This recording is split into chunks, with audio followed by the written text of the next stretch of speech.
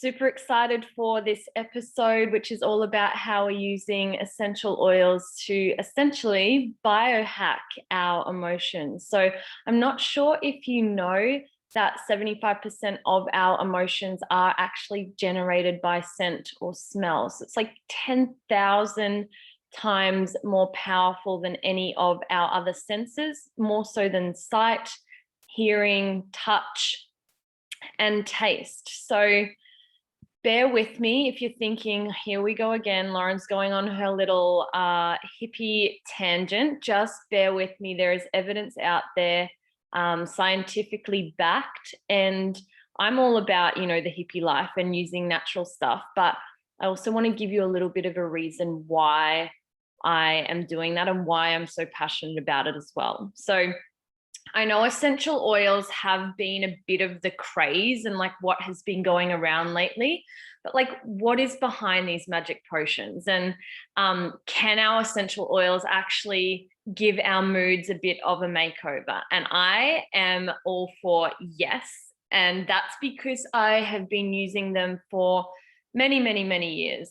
And for me, I use them for a lot of the time just the smell alone, but other ones I can put them in cooking, and there's like medicinal benefits of using the potent oil that's been extracted from the plant. So there are varying degrees of qualities of oil. So I'd be really dubious if you do have oils in there and you buy them from like a place that's not organic or they're pretty cheap. They can be watered down with other ingredients that don't allow for the potency of the oil to actually come through. So what is a bad mood anyway? Like, what is your worst mood? Or when do you feel like you're not in a peak state, essentially? So if I was to describe it in terms of like a bad mood being a cocktail of emotions, or just bear with me for a second. So chemically, a rush of emotions and feelings are released from the brain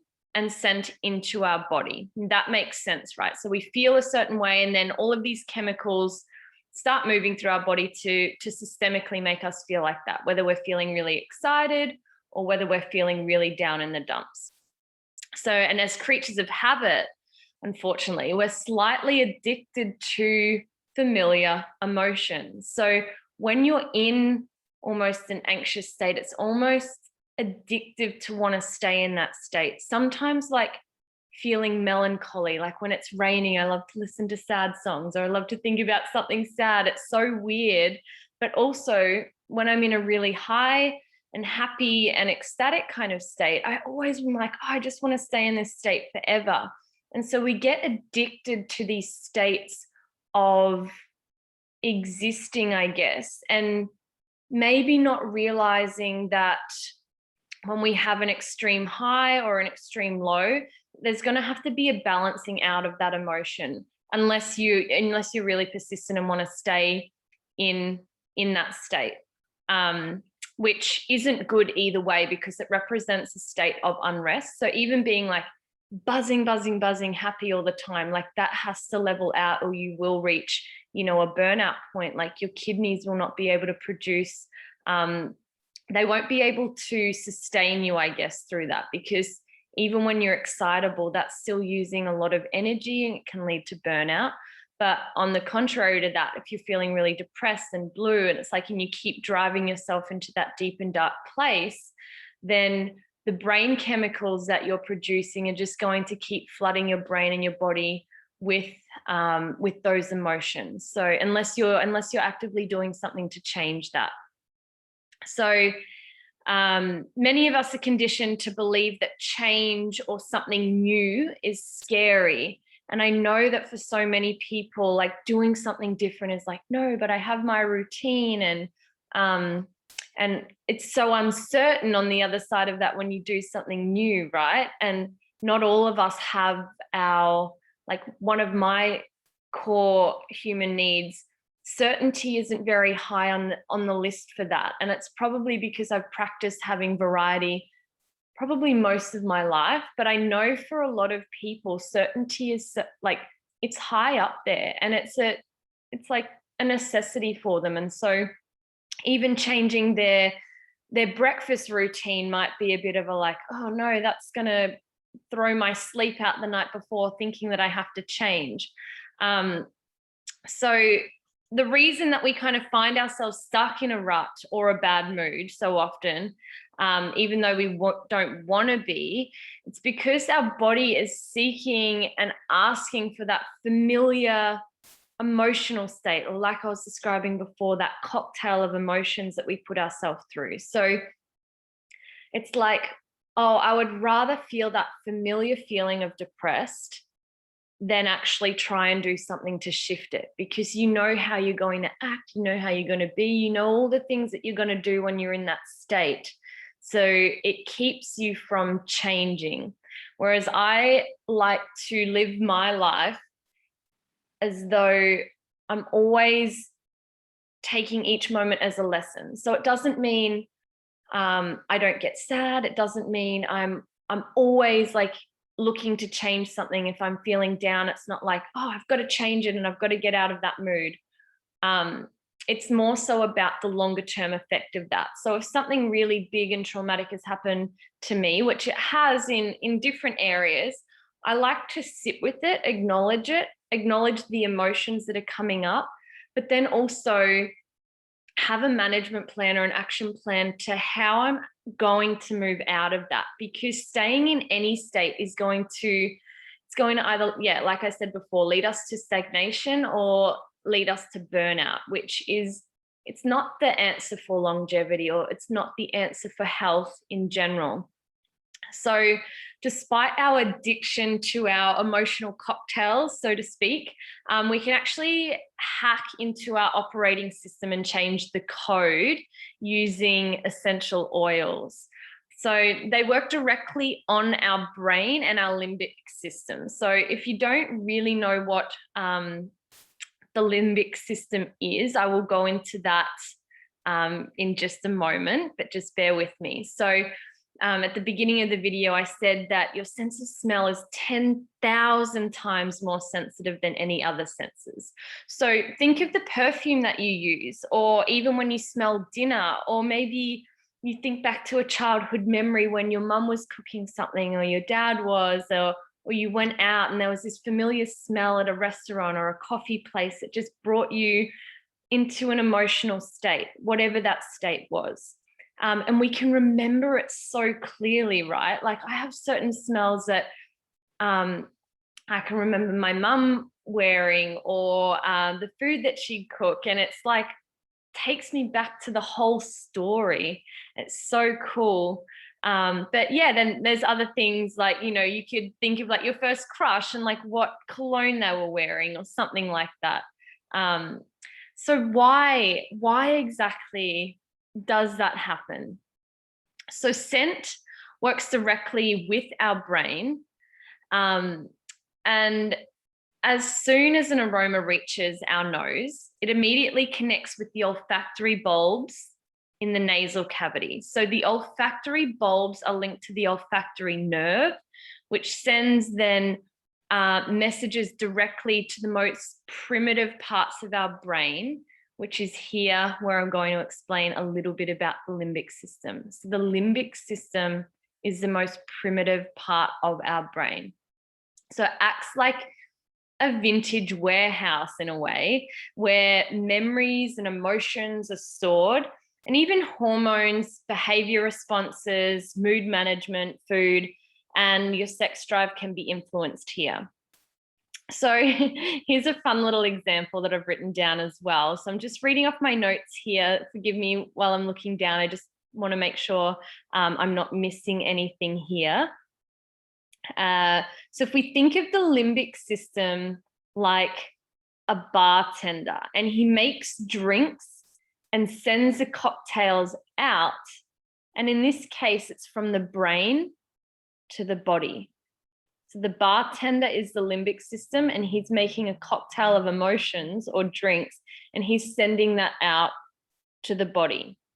So he knows your usual order and he can make it perfect for you every time. So he comes in, he's like, hey, Lauren, I know exactly what you want today. know exactly what time you want it, know exactly what you're going to be wearing and how you're going to be like talking and whatever you're going to be doing every single time. Like, I'm not the kind of person actually who has a regular order most of the time. I'm that like annoying person who comes into a cafe and it's like, I'm going to mix up my drink order just to break the system and break the routine.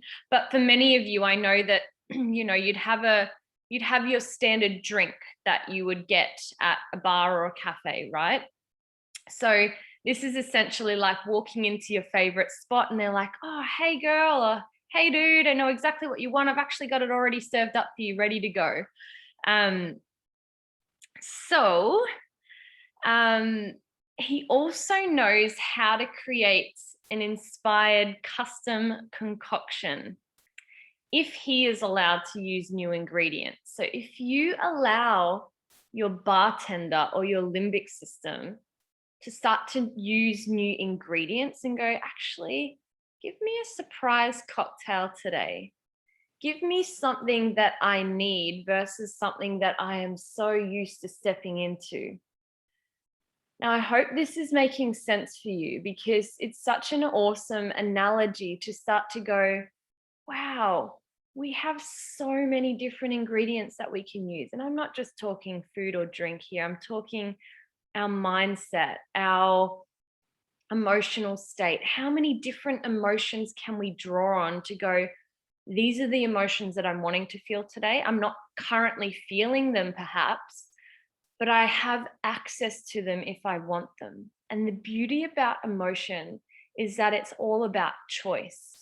We can choose to feel a certain way. And with choice and things like gratitude, like they're a perspective. That is a mindset shift.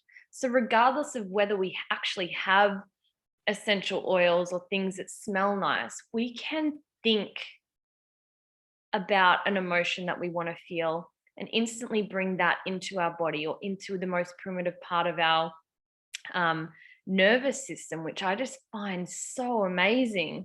It just, yeah, it actually blows my mind. So so if we go back to this analogy of the bartender, essentially, if you offer essential oils to the bartender, it grants him an entirely new element to create. So if you're giving him, let's just say, I want to feel lots of energy today. I want to feel really balanced today. I want to feel super invigorated. I'm going to give this bartender all of these different essential oils and make whatever the heck you want with it, but make sure it gives me this particular feeling. Like, so what I was saying before, for me, that's been clarity. So giving him a bunch of oils and I'm like, figure it out, man. Give me a bunch of oils all put together that's going to make me feel really clear in my decisions, clear in my communication. And then he gives it back to me and it's like, whoa, I didn't even know that was possible, right? So essential oils allows the bartender to switch up your old addiction cocktail to something totally new and different. So it shifts your perspectives and it can completely change your vibe as well. I know also that vibe has been the lingo that's been trending lately. So we'll break it down a little bit more here. So if we talk about the universe, and we're not going to get into, you know, the planets and like crystals and rocks, which I love, but everything in the universe vibrates at a different frequency. So we've got the sun, the planets, you, and even the chair that you're sitting on or the car that you're driving in. And the frequency is measured in megahertz. So every single human being vibrates at a certain frequency or megahertz that can be scientifically measured. So it's not, like I said, it's things that can be measured for those of you who need the compelling evidence or really want to see the numbers or how vibration works in the universe or your body. So your megahertz or vibration rate changes depending on what you eat, if you move your body, and your emotional intelligence. So it doesn't really matter too much about the numbers here, but if you want to know that, I'm just going to quickly touch on it. So a lot of like most of us human beings measure between 62 to 72 megahertz.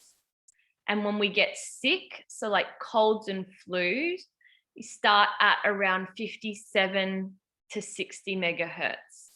Disease actually starts at 58 megahertz. So when you get sick, it's like thinking about your body's frequency or vibration is operating at a lower level. And I honestly cannot remember the last time I've gotten sick. And I honestly attribute it to having such a strong emotional game and like mental game. It's always like seeing things. How can I be more grateful for this? How can I be more loving in this moment? What can I use here that, I have access to so many amazing tools, like not just material things, but yoga, essential oils, movement, people, using social media for educational learning. We can actually avoid things like illness, because I honestly believe that all illness starts in our mind. And that is a belief in the Ayurvedic tradition as well, which is something that, I'm really passionate about too. So like all vibration, any vibration in the universe can be measured, including the frequency of essential oils too. So essential oils can interrupt the addictive cycle. If you're someone who is prone to like addiction in any area, it might be social media, it might be sex, it might be food, it might be whatever it is, drugs, alcohol, or like even on that obsessive level where you get so obsessed or addicted in that one thing that you're just like, I couldn't break the cycle. If that's someone like you or someone essential oils can actually interrupt that addictive cycle. So it raises the frequency of the body and elevates your mood and your megahertz. Yeah, they're pretty cool. I'm such a huge fan of them. And like even some of the bigger biohackers too use them. Like it's not just people like me who love the moon and who love crystals and who love my, my yogic practices and all of that. Like I'm someone who loves scientific background evidence as well. And I like to know that what I'm using on my body or around my body is operating at a frequency that is always going to be allowing me to be the best version of myself, or the optimal megahertz of my version of the version of myself that I want to be. So something as simple as like rolling an essential oil on your wrist, or even putting like a couple of drops of essential oil on your pillow. Some people even put it in the vent of their car, so you can dab a little bit of essential oils on a tissue and then just put it in the vent of your car, which is there's so many cool ways that you can use them. I even like to use it for my washing. So there's things like, lavender or lemon, and there are like the antiseptic properties of these oils. But again, remember that the quality of oil is super, super important. So making sure that you're using them or doing your research where you're getting them from. And if you want to know more about where to get them or the oils that I use and the oils that I educate people on, please get in touch. I would love to chat with you. I'd love for you to be, a part of that team that I'm building with mentorship around not just the oils, but also the business side of it, where we get to work on personal development. We get to use these oils in different ways, more than just going, oh, it's just a nice smell. It's like, no, the actual smell of that can elevate your mood. It can set the intention for a day. We can use it for just so many things. So like even, sorry, I didn't even mention there with essential oils, if you have a diffuser, they're a really great thing to have around. So it's safe for kids. It's safe for like most people who are fairly just healthy individuals, unless you've got like an allergy to a smell or anything like that. Most essential oils are relatively safe for everybody. So it's just a bonus that the essential oils smell good, right? And they're also just these potent elixirs that can shift emotions, hormones, stress response, moods, and so much more. So, like I was saying to you, I have I teach and I have oils that I use as part of my business structure, and I absolutely love them, and I wouldn't ever share or teach anything that I wasn't passionate about or using myself. So with that, like I said, today I'm using Clarity, and yeah, it's just like amazing with the combination of words, smell, and the actual scientific backing behind why smell is such an amazing biohacker for our emotions. So please reach out to me on Instagram or Facebook, or send me a message or an email, comment, like, share this episode. Get in touch if you want to be a part of my team, if you want to learn more about the oils that I use and what's actually in them, what ingredients are in the particular blends that I use as well. Which I find really fun to talk about. Like I said, I love the science, but I also just love that it's all natural too. And yeah, let's leave it at that. And I shall look forward to hearing from you. And please let me know what you found most valuable out of this, and what you've been finding most valuable out of all of the episodes that you've heard so far. Take care, legends, and I shall see you on the other side, wherever that is. I'm in Australia, you might be in America, and one day I'm sure we will cross paths if we're meant to, legendary souls. All right, signing out with oceans of love and light. Law.